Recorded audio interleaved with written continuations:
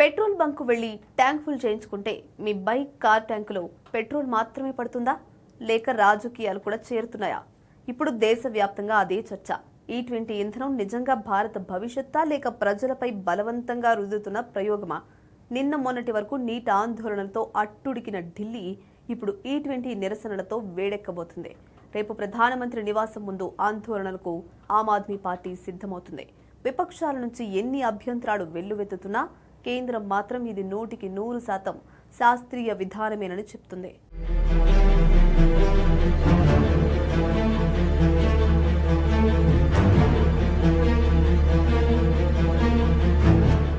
దేశంలో E20 పెట్రోల్పై రాజకీయ రగడ ముదిరింది.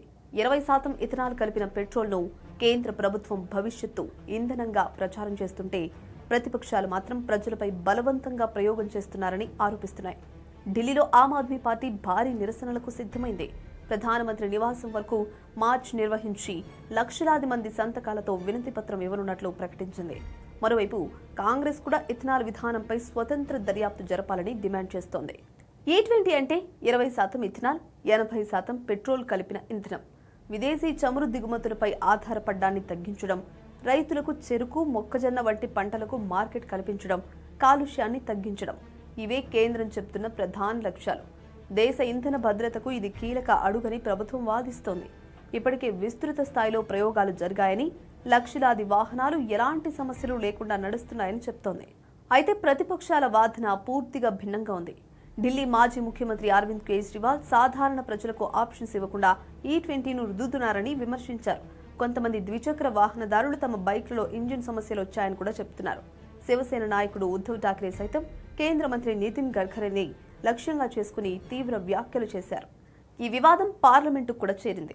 Parliamentary స్థాయి కమిటీ పలువురు ఎంపీలు ఇథనాల్ మిశ్రమ ఇంధనం ప్రభావంపై ప్రశ్నలు లేవనెత్తారు. ప్రజల నుంచి వచ్చిన ఫిర్యాదులపై అధికారులు వివరణ ఇవ్వాల్సి వచ్చింది. ఇదే సమయంలో బాంబే హైకోర్టులో కూడా ఈ విధానంపై పిటిషన్లు దాఖలయ్యాయి. ఇథనాల్ వాడకంపై పూర్తి పారదర్శకత అవసరమని పిటిషనర్లు వాదిస్తున్నారు. వివాదం రాజకీయాలకే పరిమితం కాలేదు. పర్యావరణ నిపుణులు కూడా కొన్ని ప్రశ్నలు లేవనెత్తుతున్నారు. ఇథనాల్ ఉత్పత్తి కోసం భారీ స్థాయిలో నీటి వినియోగం అవసరమని, భూమి వినియోగంలో మార్పులు వచ్చే అవకాశం ఉందని చెప్తున్నారు.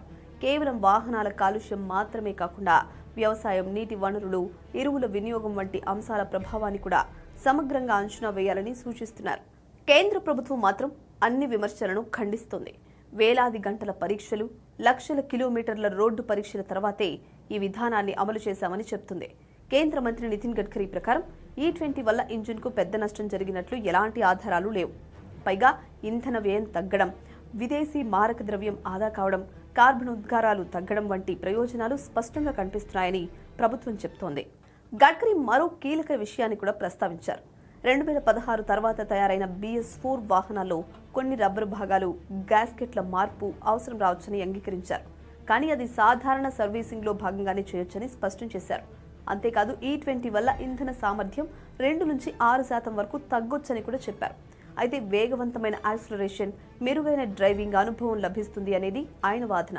ప్రభుత్వం E20 విధానానికే కట్టుబడి ఉండగా విపక్షాలతో పాటు ప్రజల నుంచి మాత్రం అభ్యంతరాలు ఆగడం లేదు. మరి ఈ వివాదం ఎటువంటి మలుపు తిరుగుతుందో చూడాలి.